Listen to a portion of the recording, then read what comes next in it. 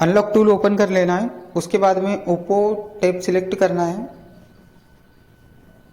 यहाँ पर सर्च वाले ऑप्शन पर मॉडल सर्च करना है आपको, ओप्पो A3s। इसमें दो मॉडल आते हैं, CPH1803 और CPH1853। मॉडल सिलेक्ट करने के बाद में ईडीएल फैक्ट्री रीसेट पर क्लिक करना है।